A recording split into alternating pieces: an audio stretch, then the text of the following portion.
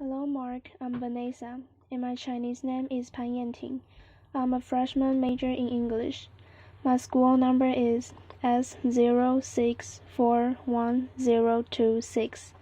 Now I'm going to record the speech, which is called What I Learned as a Prisoner in North Korea by Euna. I recently read about what the young generation of workers want in Harvard Business Review. One thing that stuck out to me was, don't just talk about impact, just make an impact. I'm a little bit older than you, maybe much older than you, but this is exactly the same goal that I had when I was in college. I wanted to make my own impact for those who live under injustice. It's the reason that I became a documentary journalist, the reason I became a prisoner in North Korea for 140 days. It was March 17, 2009. It is St. Patrick's Day for all of you, but it was the day that turned my life upside down. My team and I were making a documentary about North Korean refugees living below human life in China. We were at the border. It was our last day of filming. There was no wire fence or bars or a sign to show that it is the border. But this is a place that a lot of North Korean defectors use as an escape route. It was still winter, and the river was frozen. When we were in the middle of the frozen river, we were filming about the condition of the cold weather and the environment that North Koreans had to deal with when they seek their freedom. And suddenly, one of my team members shouted, "Soldiers!" So I looked back, and there were two small soldiers in green uniforms with rifles, chasing after us. We all ran as fast as we could. I prayed that, please don't let them shoot my head. And I was thinking that if my feet are on Chinese soil, I'll be safe. And I made it to Chinese soil. Then I saw my colleague Laura Ling fall on her knees. I didn't know what to do at that short moment. But I knew that I couldn't leave her alone there when she said, "Euna, I can't feel my legs." In a flash, we were surrounded by these two Korean soldiers. They were not much bigger than us, but they were determined to take us to their army base. I begged and yelled for any kind of help, hoping that someone would show up from China. Here I was, being stubborn towards a trans soldier with a gun. I looked at his eyes. He was just a boy. At that moment, he raised his rifle to hit me. But I saw that he was hesitating. His eyes were shaking, and his rifle was still up in the air.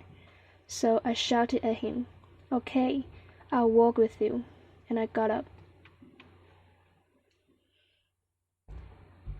When we arrived at their army base, my head was spinning with these worst-case scenarios, and my colleague's statement wasn't helping. She said, "We are the enemy." She was right. We were the enemy, and I was supposed to be frightened too. But I kept having these old experiences. This time, an officer brought me his coat to keep me warm, because I lost my coat on the frozen river while battling with one of these soldiers. I will tell you what I mean by these old experiences. I grew up in South Korea. To us, North Korea was always the enemy, even before I was born. South and North have been under armistice for 63 years, since the end of the Korean War. And growing up in the South in the 80s and 90s, we were told propaganda about North Korea. And we heard so many graphic stories, such as a little boy being brutally killed by North Korean spies just because he said, "I don't like communists." Or I watched this cartoon series about a young South Korean boy defeating this fat, big red pig. which represented the North Koreans' first leader at the time. And the effect of hearing these horrible stories over and over instilled one word in a young mind: enemy. And I think at some point I dehumanized them, and the people of North Korea became aquatic with the North Korean government. Now, back to my detention. It was the second day of being in a cell. I had not slept since I was out at the boarding. This young guard came to my cell and offered me this small boiled egg and said, "This will give you strength to keep going." Do you know what is it like receiving a small kindness in the enemy's hand? Whenever they were kind to me, I thought the worst case was waiting for me after the kindness. One officer noticed my nervousness. He said, "Did you think we were all these repics?" referring to the cartoon that I just saw you. Every day was like a psychological battle. The interrogator had me sit at a table 6 days a week and had me writing down about my journey, my work, over and over, until I wrote down the confession that they wanted to hear.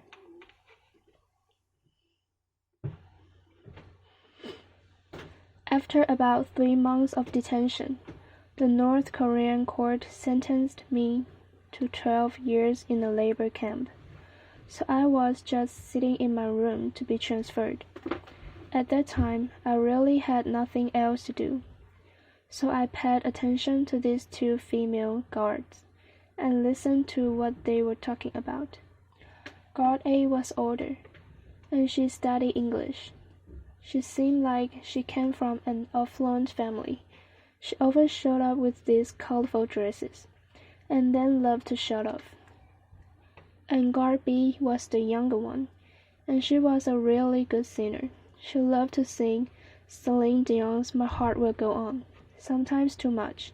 She knew just how to torture me without knowing.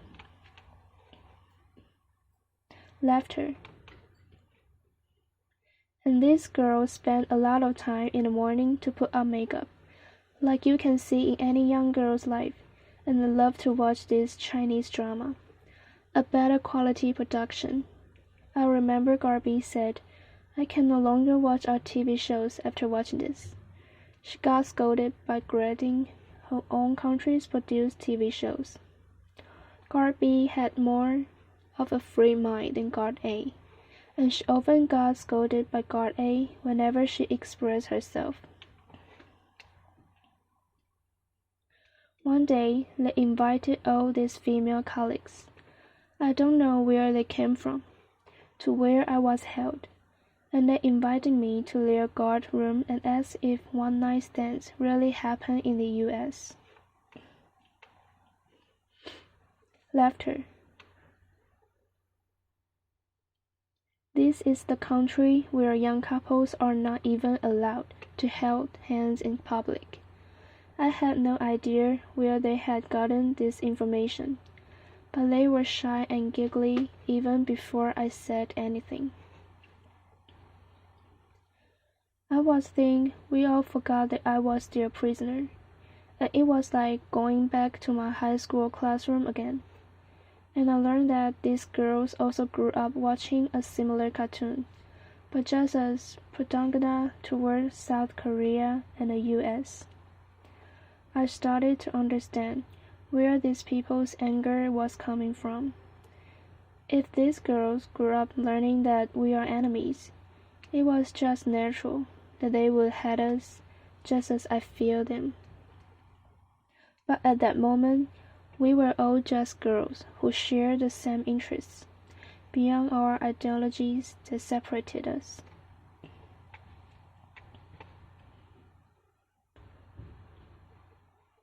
I shared these stories with my boss at Current TV at the time after I came home. His first reaction was, "Euna, have you ever heard of Stockholm Syndrome?" Yes, and I clearly remember the feeling of fear and being threatened. and tension rising up between me and the interrogator when we talked about politics. There definitely was a hole that we couldn't climb over, but we were able to see each other's as human beings when we talk about family, everyday life, the importance of the future of our children. It was about a month before I came home. I got really sick. Garby stopped by my room to say goodbye, because she was leaving the detention center. She made sure that no one watched us, no one heard us, and quietly said, "I hope you get better and go back to your family soon." It is these people, the officer who brought me his coat, the guard who offered me a boiled egg, these female guards who asked me about dating life in the US. They are the ones that I remember of North Korea. Humans just like us. North Koreans and I were not ambassadors of our countries, but I believed that we were representing the human race. Now I'm back home and back to my life. The memory of these people has blurred as time has passed. And I'm in this place where I read and hear about North Korea provoking the US. I realize how easy it is to see them as an enemy again, but I have to keep reminding myself that when I was over there, I was able to see humanity over hatred in my enemy's eyes.